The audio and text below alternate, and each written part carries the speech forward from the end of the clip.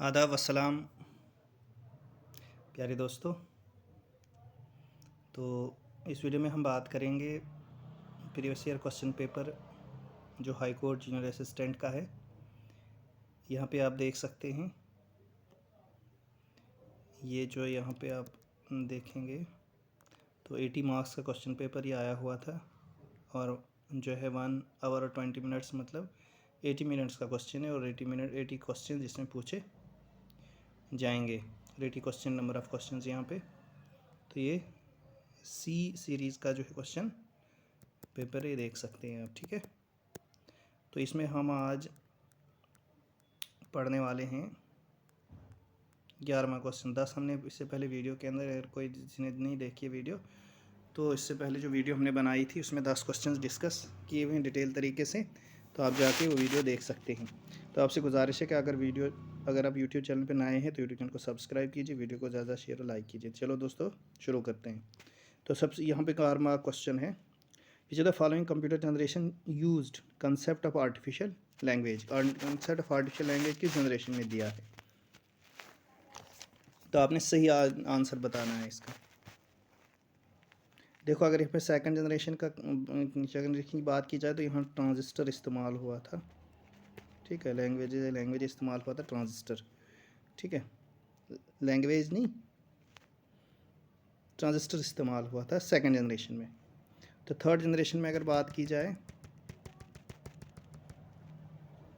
यहाँ पे integrated circuit इस्तेमाल हुआ था,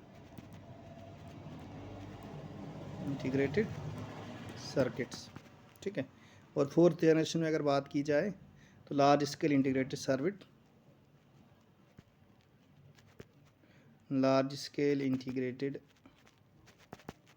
सर्किट यहाँ पे इस्तेमाल हुआ था। तो इसका सही आंसर होगा फिफ्थ जनरेशन, यानी डी इसका सही ऑप्शन है। फिफ्थ जनरेशन में जो है आर्टिफिशियल इंटेलिजेंस का इस्तेमाल हुआ था, ठीक है। इस जनरेशन में, फिफ्थ जनरेशन में जो है आर्टिफिशियल इंटेलिजेंस का इस्तेमाल हुआ था। तो ये फिर 11वां क्वेश्चन था।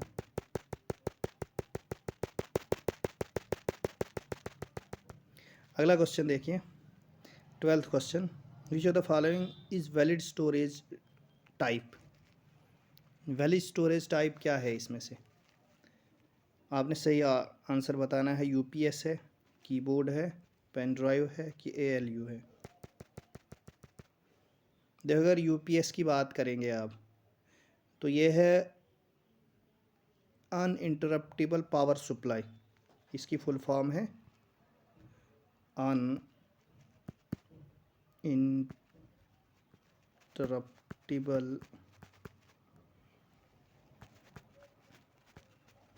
पावर सप्लाई, इसकी फुल फॉर्म है, ठीक है। और कीबोर्ड की बात की जाए तो ये तो स्टोरेज में है ही नहीं, वैलिड स्टोरेज टाइप तो है ही नहीं। उसके बाद एएलयू की अगर की बात की जाए, ये अर्थमेटिक लॉजिक यूनिट है, अर्थमेटिक लॉजिक यूनिट। और इसका जो सही ऑप्शन है वो है पेन ड्राइव। इसका सी जो है पार्ट सही आंसर है, जो है वैलिड स्टोरेज टाइप इसका है ये पेन ड्राइव, ठीक है। अगला क्वेश्चन यहाँ पे 13 वाला क्वेश्चन, कहते हैं dash module is a device that convert spoken words into information that the computer can recognise and process. जो कंप्यूटर रिकॉग्नाइज करता है और प्रोसेस करता है। तो आपने ऑप्शन, माइक्रोफोन है आपके पास, वॉइस रिकॉग्निशन है, ऑप्टिकल स्कैनर है या वीडियोग्राफिक एडेप्टर है। तो आपने सही आंसर इसका बताना है। देखो, अगर माइक्रोफोन की बात की जाए तो ये कन्वर्ट करता है साउंड वेव्स को इलेक्ट्रिकल सिग्नल्स के अंदर, ठीक है। माइक्रोफोन साउंड वेव्स को इलेक्ट्रिकल सिग्नल में कन्वर्ट करता है। उसके बाद ऑप्टिकल स्कैनर का मतलब है ये स्कैन करता है, डिजिटल को इमेज में स्कैन करता है ऑप्टिकल स्कैनर। और वीडियोग्राफिक अडाप्टर जो है ये वीडियोग्राफिक में हेल्प करता है, ठीक है। तो इसका सही ऑप्शन जो है वो है वॉइस रिकॉग्निशन, इसका बी पार्ट सही आंसर है, ठीक है, वॉइस रिकॉग्निशन, ठीक है। उसके बाद what does the acromion GPT stands for in chat GPT, ठीक है। तो यहाँ पे पहला ऑप्शन है generative pre train transformer, generative programming transmission, generative pre train transformer या जनरल पर्पस टेक्नोलॉजी। तो इसका सही आंसर है जनरेटिव, पहला part generative pre trained transformer. ठीक है, तो इसका सही ऑप्शन है ये पहला part, transfer generative pre trained transformer. ठीक है, उसके बाद अगला क्वेश्चन है 15वां, which are the following computer language do we use in artificial intelligence. Artificial intelligence में कौन सी लैंग्वेज इस्तेमाल होती है। देखो ऊपर हमने आर्टिफिशियल इंटेलिजेंस का पढ़ा था, 5th जनरेशन में होता है। तो यहाँ पे आपने लैंग्वेज का नाम बोलना है।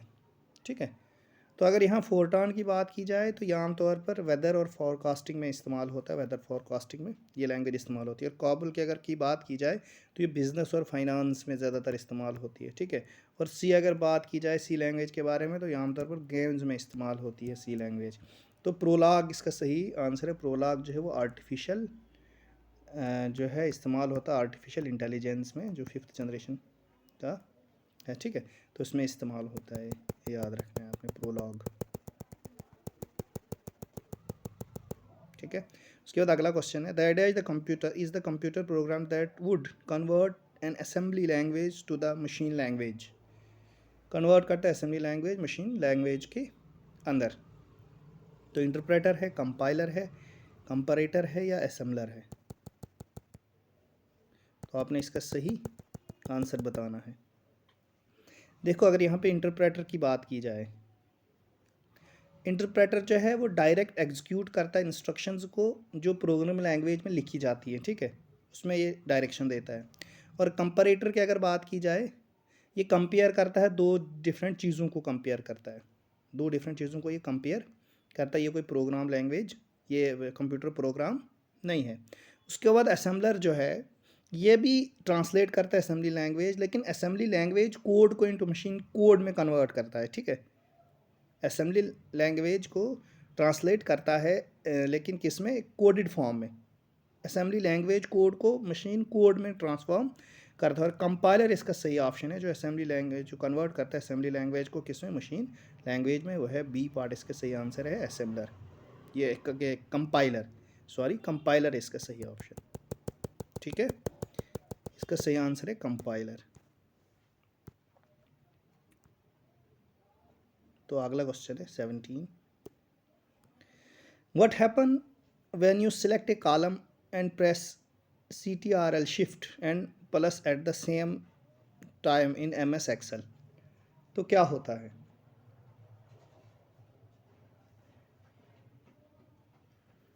The task manager window open होती है, all the numeric value of the select column are added, new column are is added before the select column selected column, या new worksheet is added to the workbook. तो इसका सही answer है part c, a new column is added before the selected column, ये इसका सही answer है। ठीक है, उसके बाद अगला क्वेश्चन है which of the following keyboard shortcut is use to switch between open app is. Open app is shift plus tab, shift plus alt plus tab, alt plus tab या आल्ट प्लस शिफ्ट। तो आप सही answer आपने देना है, इसका सही answer क्या है। देखो शिफ्ट प्लस टैब को अगर हम इस्तेमाल करते हैं तो ये हाइड ऑल या हाइड शो ऑल के लिए इस्तेमाल करते हैं, हाइड ऑल या शो ऑल। ठीक है, और shift plus alt plus shift को अगर इस्तेमाल करेंगे change between languages, changes between languages में इस्तेमाल होता है। तो इसका सही ऑप्शन है c part, alt plus tab, alt plus tab इसका सही आंसर है। ठीक है,